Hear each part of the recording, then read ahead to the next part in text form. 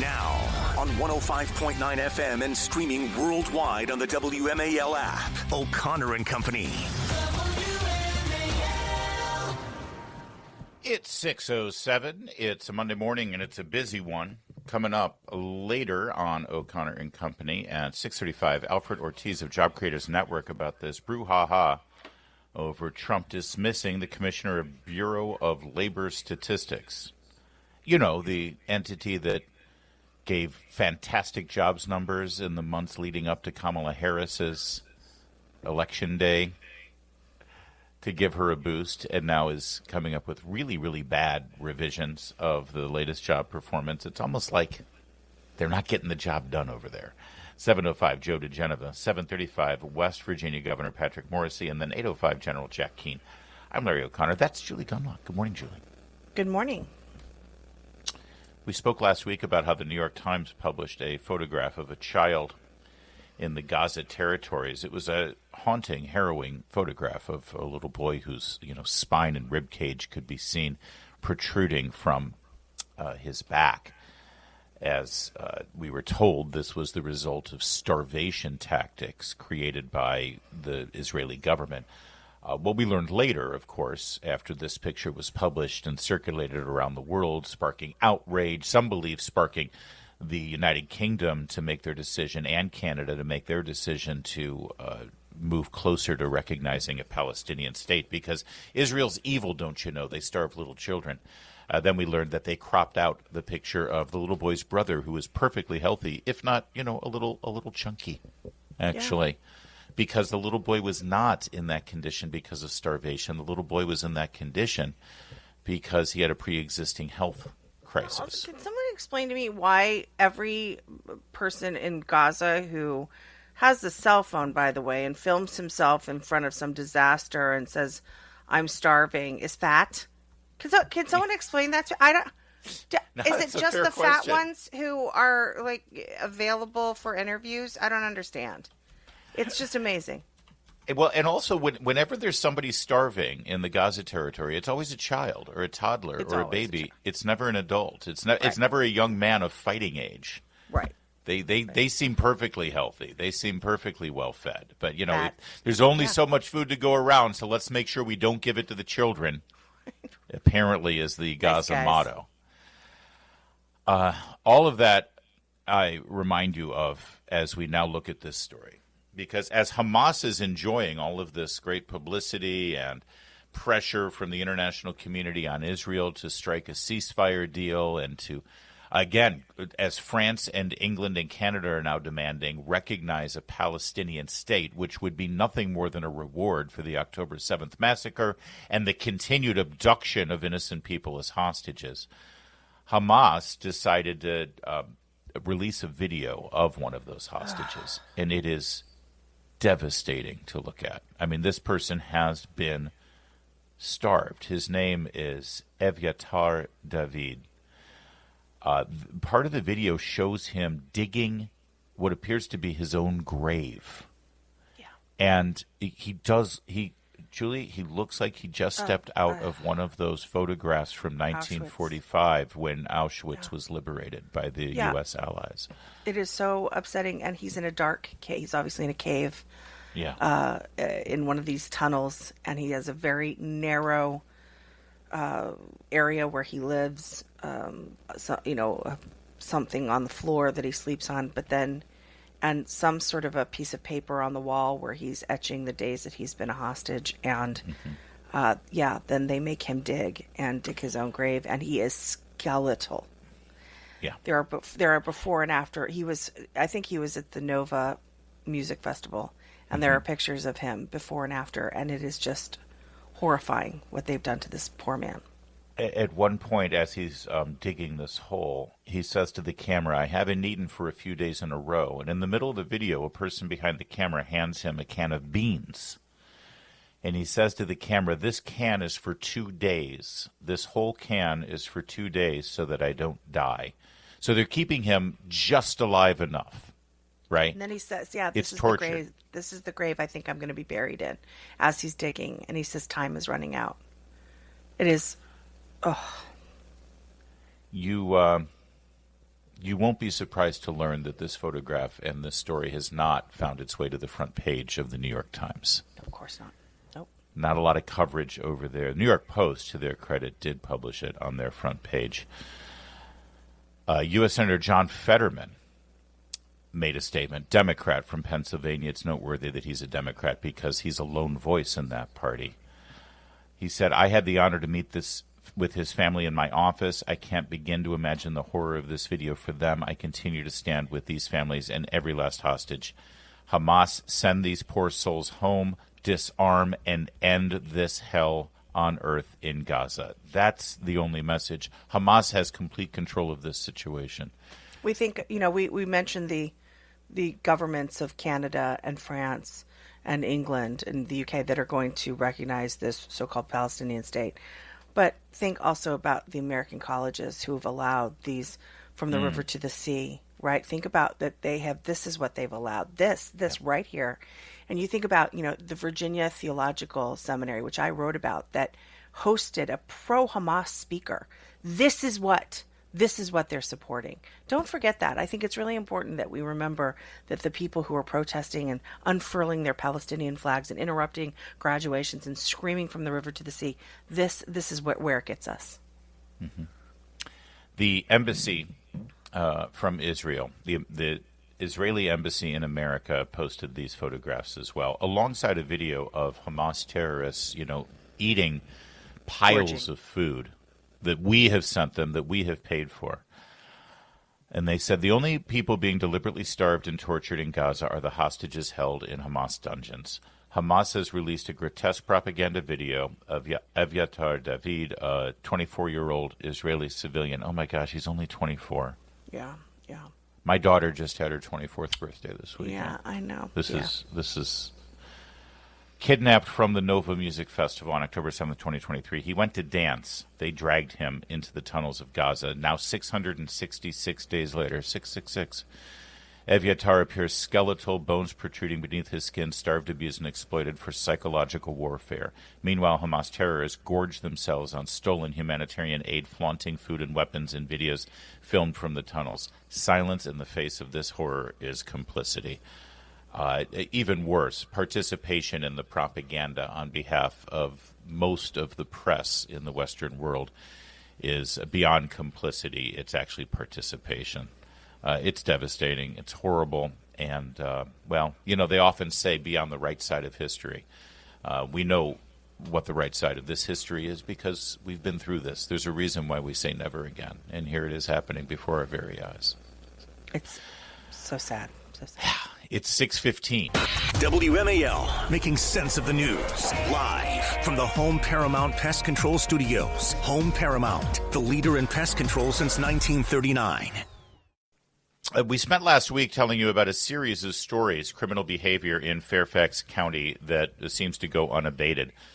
This includes the abduction or attempted abduction of a little girl at a mall at the hands of a illegal immigrant, Andres Hernan Caceres Haldin, who, by the way, it's been noted, this person who is the suspect in the abduction of this little girl is identified as white in the Fairfax County police records because,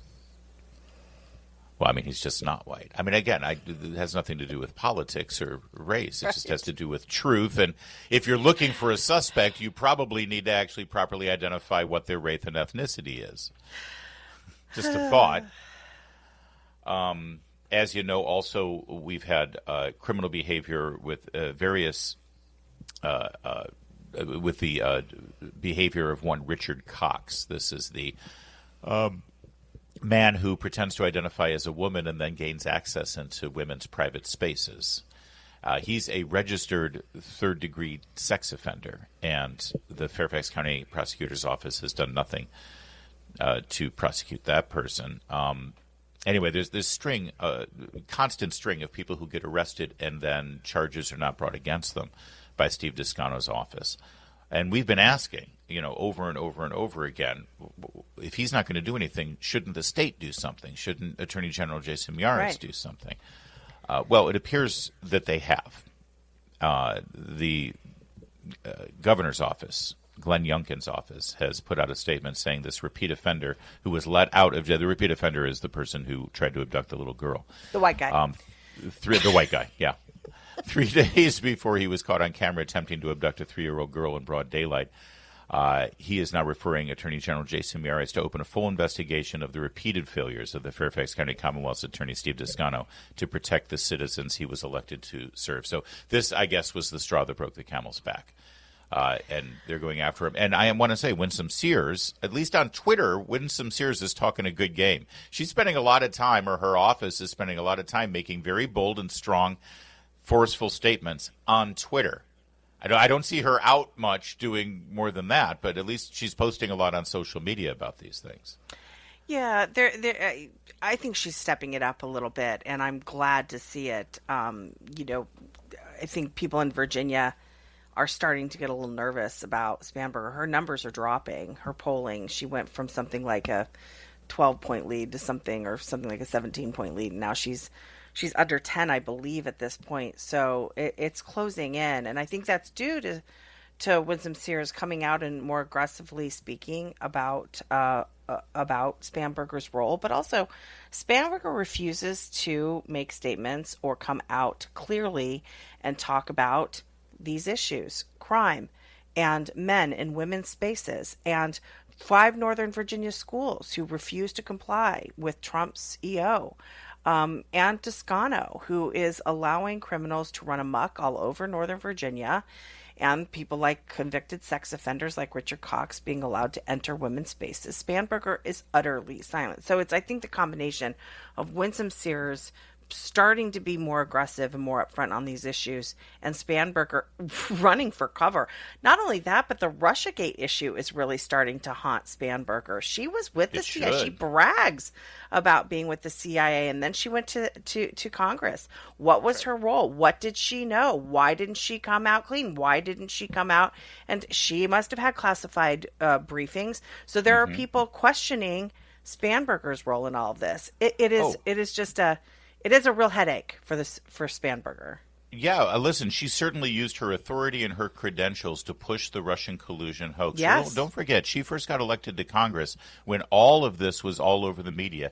It was all used to give an assist to Democrats like Abigail Spanberger to win the majority back in the House so they could begin impeachment proceedings. You need a check on this tyrant. You need a check on That's Donald right. Trump, who's in bed with Putin. And who's better than that? Than Abigail, just a normal mom who worked for the CIA. That's right. But she persisted. This is the kind of stuff that we heard from Abigail Spanberger. You're right. And she used those credentials and she used that CIA background to lend credibility to these fake scandals.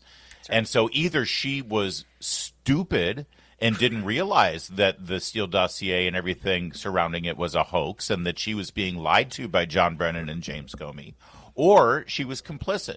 Either way, it would be great for her to be challenged about these things. She was all on board with the Hunter Biden laptop being Russian disinformation. She was involved in all of this by using her CIA credentials to lend credibility.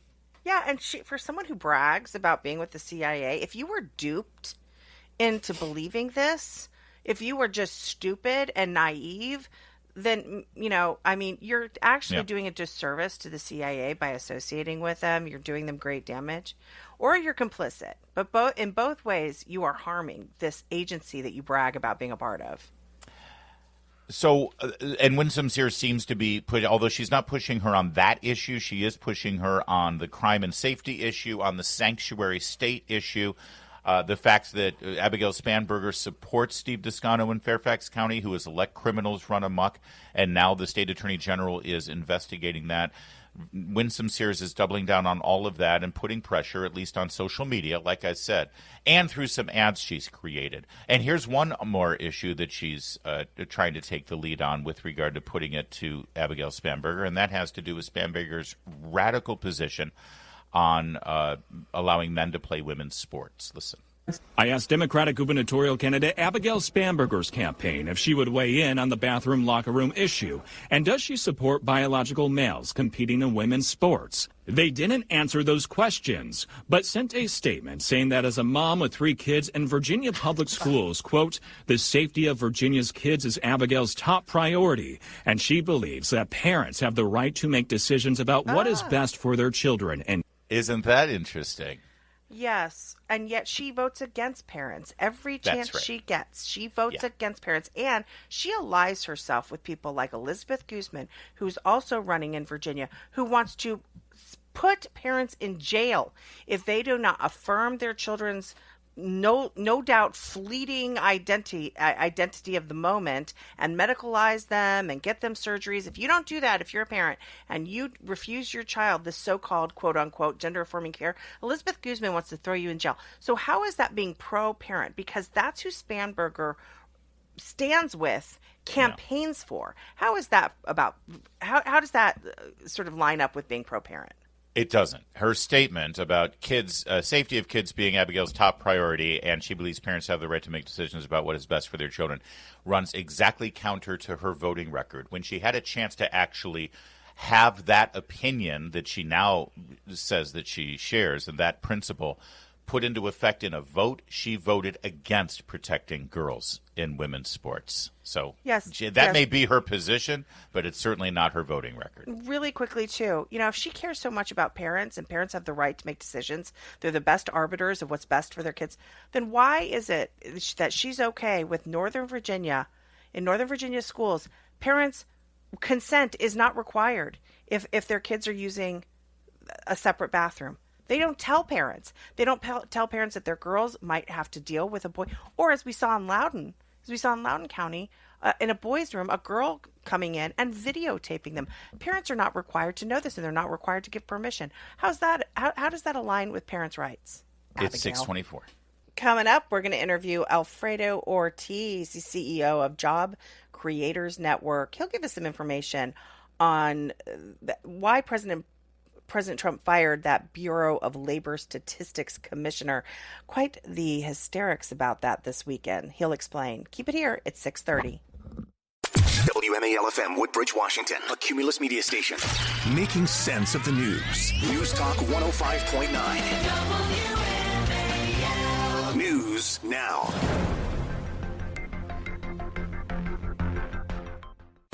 Now on 105.9 FM and streaming worldwide on the WMAL app. O'Connor and Company.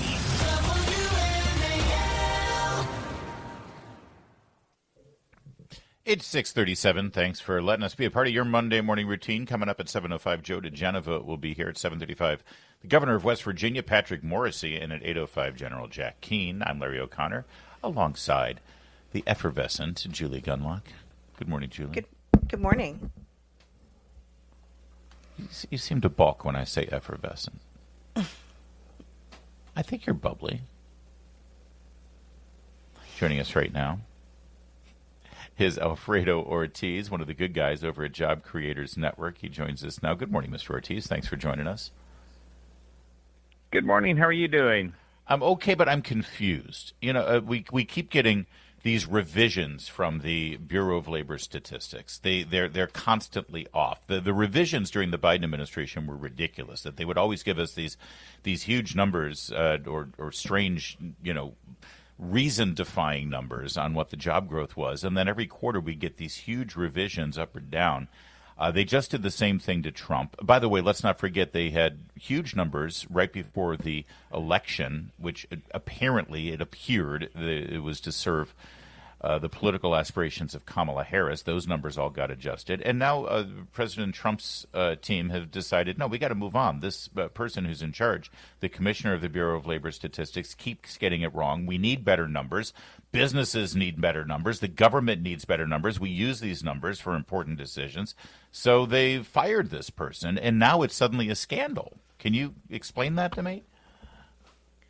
Yeah, well, good morning. It absolutely is ridiculous. I mean, I think the weatherman actually gets it more right than Erica did there, the BLS commissioner. I mean, it's absolutely ridiculous. I mean, look, it's sheer incompetence either way, whether it was under the Biden administration or the Trump administration. It's just sheer incompetence. I mean, this is really honestly a firing of just somebody who just shouldn't have been in that job. I mean, that's the reality, and the buck stops with her. I mean, it overstated job creation by over 800,000 jobs, right? And they announced it just before the election, which allowed the Fed to cut by half a point.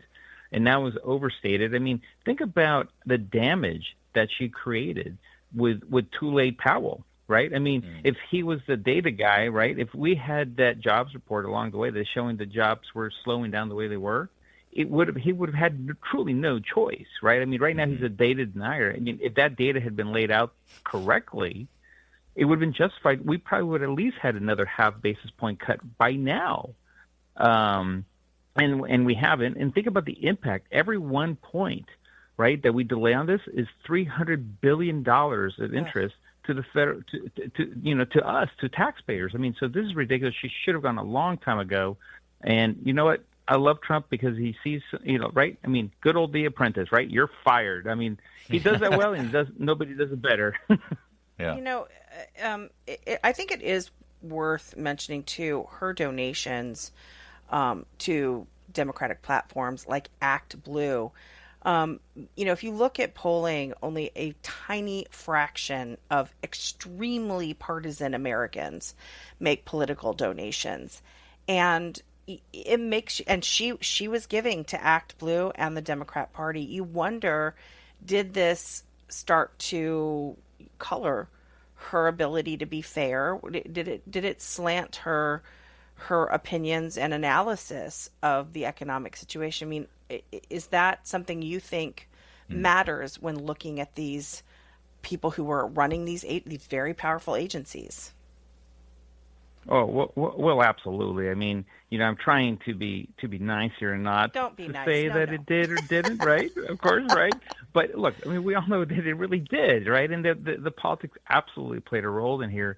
But even setting that aside, I mean, come on, the incompetence. And again, I look at what it actually created. I mean, we could have had probably 50, maybe even 75, basis point rate cut by now.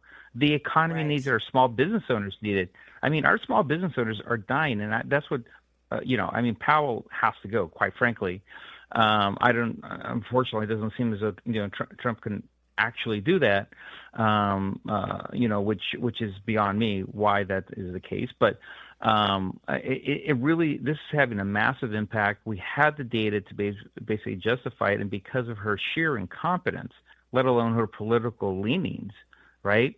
It didn't happen. So the fact that he fired her absolutely was the right thing to do. We also had the resignation of Adriana Kugler from the Fed, and again in D.C. they're acting like if Trump doesn't like the news that he's getting, he just fires people. Don't bring him bad news, don't bring him bad jobs numbers, don't deliver financial information that is contrary to what he wants out of the Fed. But it's not quite that simple. I know, listen, we should be used to the media painting Trump as some sort of two-dimensional ignoramus, but all this information and what the Fed does, it's critically important for employers, for businesses, for corporations to make midterm and long-term decisions. If the jobs numbers actually affect our economy in a major way, and if they're not getting good data, Alfred Ortiz, that becomes a major issue. I mean, this isn't just about hubris and PR. This is about actually letting the economy function. Yeah, no, absolutely. I mean, look, right now, unfortunately, we have a Fed that's really actually working cross purposes with the pro-growth Republicans that are in Congress, right? That are really forcing small businesses, like you said, to operate with one hand tied behind their backs. I mean, my small business owners, my members out there, they're crying for relief, right? We still haven't gotten the relief. I mean, everybody has almost forgotten about COVID. Guess what? Our small business owners are still suffering because of the credit crunch. If you can get a credit, you're paying 12, 14% credit. So, we have this great thing, the one big beautiful law now that has passed, which gives huge opportunity for our small businesses that want to invest back in their businesses with immediate expensing. But guess what? They can't go out and get the credit to invest in the equipment or the expansion that they want because of the high interest rates or the lack of access to credit. So we need a Fed that works with our Congress right now to stimulate the economy and have massive job growth the way President Trump has envisioned it. I mean, he has outlined this perfect, what I call a three-legged stool strategy between, working on trade, working on tax cuts and then deregulation. I mean, everybody forgets about. We don't talk about this enough, right? Regulations cost us under the Biden administration over $2 trillion to American businesses. So that in itself was a huge cut for small businesses under the Trump administration as he rolls back these regulations. And you have someone like Lee Zeldin out there that is rolling back these ridiculous regulations that were impeding our businesses and people, quite frankly, in their everyday lives. And so, look, we have to put somebody in there now like Steve Moore, my friend Steve Moore. I'm advocating for him. We got to get him in there. I love Steve Moore. I think everybody here probably on your show. Yeah, we just had him on the show last week. That would be awesome. Well, we will be great. And by the way, we've actually pushed out there. We're starting to cut. We have a campaign right now. It's called CutTheRateNow.com. We're advocating for the Fed to cut those rates because we got to get those cut right now. Great. Job Creators Network. They do good work. Alfredo Ortiz, thanks for joining us. Great. Thanks, Larry. Thanks, Julie. You bet. It's 6:44. This afternoon on the Derek Hunter Show, Democrats will have the whole weekend to come up with something even dumber than they did last week. What will it be? We'll discover it together at 3 o'clock on WMAL. We have more news out of the Secret Service here at Julie Gunlock. Susan Crabtree, as always, with an exclusive for Real Clear Politics.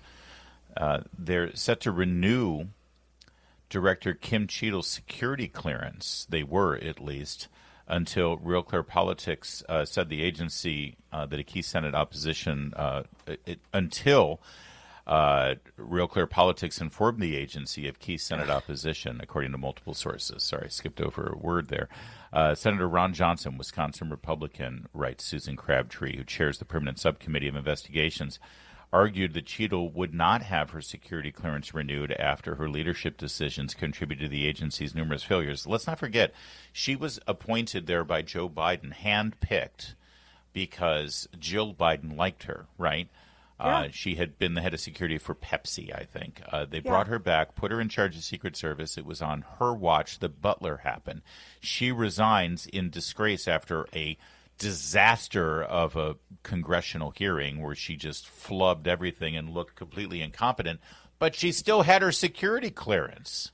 This is Washington, D.C. in a nutshell right here, that you just never quite pay the price for mishandling. I mean, something as serious as almost getting the president killed. Yeah. And there's no price to pay. I mean, I'm not saying that this woman has to be, put on the rack or, it's fine. But the idea that and it's all money because she's going to go consult, right? That's right. And if you have a security clearance, right. that's the money. That's the money. Right. So, there are ways in which it used to be that people would sort of pay a price for their incompetence and irresponsibility. And certainly when it could have potentially cost lives. It did cost life. In Butler, it cost a life. And the idea that this woman just continues on making money, doing consulting, it's just so Washington, Larry. Makes me really crazy. Failing upward, absolutely. That's right. And it's good that Ron Johnson, thanks to Susan Crabtree's reporting, yes, of course, and efforts here. Marsha Blackburn, by the way, who's been trying to get the truth about Butler and more facts about the attempted assassin, was also overjoyed and outraged at the same time that the agency even considered this. This would have gone through had there not been attention focused on it. It's just business as usual and complicit behavior. It's 6:52.